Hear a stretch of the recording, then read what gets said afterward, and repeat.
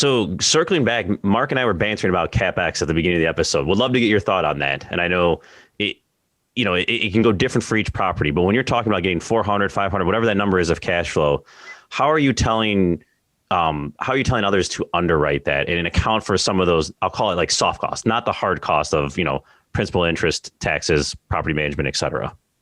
So kind of we have a little bit of a quirky thought on that process is that we don't account for CapEx at all, right? The way we do it, my philosophy is this, that when you buy the property, we fix it to an extent that all the things that like let's just say the roof, are going to be good for the next 5 to 7 years minimum. Because at some point you're going to go back after 1 or 2 turns, you're going to have to touch the property.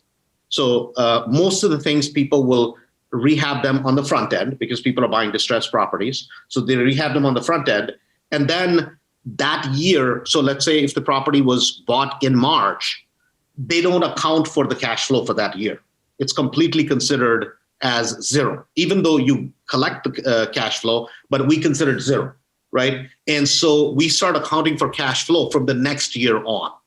So everybody will minimum have 6 months worth of reserves in the accounts. So they'll have 5 to 7 properties per LLC or S Corp.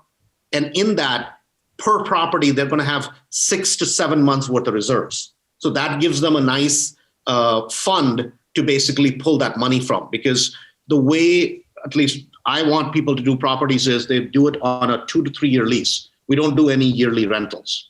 So we do a minimum of 2 to 3. So 95%, even with my portfolio, it'll be all 2 to 3 year rentals. So what we see is our turnovers, we have about a 76 to 77% re-sign rate, right? I mean, people will re-sign the lease, and about a 4.7 to 4.9 year average tenant stays in the property.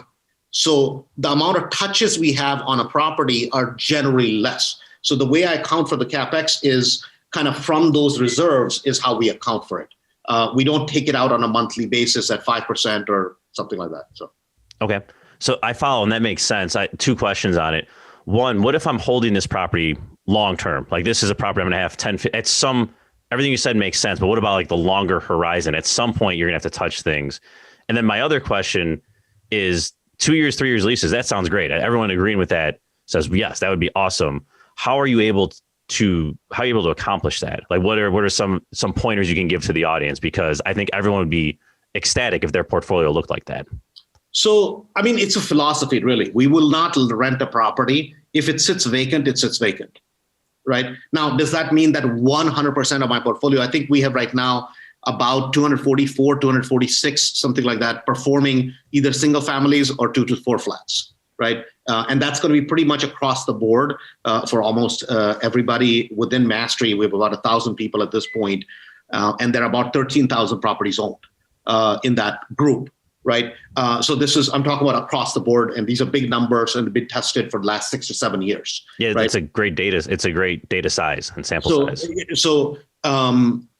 And the basic philosophy is that that's just kind of it's a Kool-Aid that we serve to everybody, and everybody drinks the Kool-Aid. That if you have to keep the property vacant, keep it vacant, but we have 2 to 3 year, that's just what it is. Because if you advertise for tenants that are long-term tenants, you're not going to have turnovers, right? People who are going to sign a 2 to 3 year lease, a lot of times, initially, whenever people hear about it, they're like, Andrew, it's only in Chicago market. It's only in this market. That's not the case. I mean, at this point, we have people in Dallas, we have people in Tennessee, we have people in Florida. It's just what you get used to.